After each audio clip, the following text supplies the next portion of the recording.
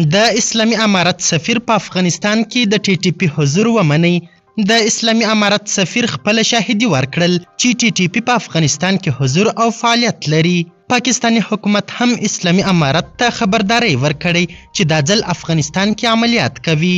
خو په خبرګون کې د اسلامي امارت د ملي دفاع وزیر مولوي محمد یعقوب مجاهد سخت خبرګون وشود او ویلي دي چې هیڅ چاته پر افغان خاوره د عملیاتو اجازه نه ورکوو. که یو لویشت هم زموږ خاورې ته داخل سي زموږ له غاښ ماتونکي ځواب سره به مخ سي.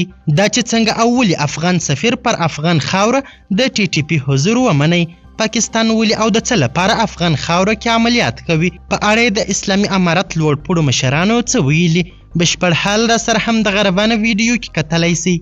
سلامونه قدرمنو لیدونکو، مشال پریس یوټیوب چینل ته مو هرکلی کوم. د اسلامي امارت سفیر افغانستان کې د ټي ټي پی د ځینو عناصرو احتمالي موجودیت تایید کړ. په پاکستان کې د افغانستان سفارت لپاره د اسلامي امارت سرپرست سفیر سردار احمد شکیب په یوه مرکه کې تایید کړی چې شاید د تحریک طالبان پاکستان یا هم ټي ټي پی ځینې عناصر په افغانستان کې پټ وي. شکیب ویلي د ټي ټي پی وسلوالو په افغانستان کې د اسلامي امارت د واکمنۍ نه مخکې په پاکستان کې حملې کولې، خو وایي کیدای سي چې د پاکستاني طالبانو ځینې عناصر په افغانستان کې پټ وي.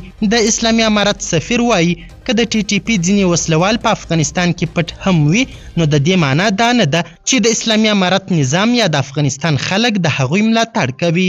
د بي بي سي پښتو سره مرکه کې د اسلامي امارت سفیر زیاته کړې پاکستاني چارواکو ته یې ویلي چې د پاکستان په نورو سیمو کې هم حملې کیږي، خو معنا یې دا نه ده چې حمله کوونکي دې په افغانستان کې اوسیږي.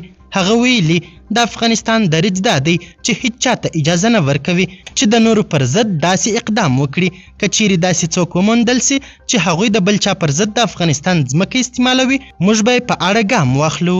پاکستاني چارواکو تیره اونۍ د سردار احمد شکیب مرستیال خپل بهرنی چارو وزارت ته احضار او ورته په بنو کې پر خپلو ځواکونو د برید په اړه شکایت کړی و.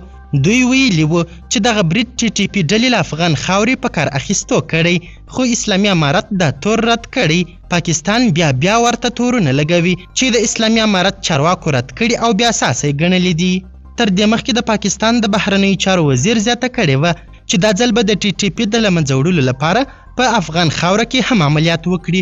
خو په خبرګون کې د افغانستان د اسلامي امارت دفاع وزیر مولوي محمد یعقوب مجاهد ورته غاښ ماتونکی ځواب ورکړی و او ویلي وه چې پر افغان خاوره د عملیاتو لپاره هیڅ چاته اجازه نه ورکوي چې افغان خاورې ته داخل سي. که چیرې څوک پر افغان خاوره د یرغل په صورت یو ګام مخې ته راسي نو په خپل ټول توان او د سر په بیه به د خپلې خاورې دفاع کوي.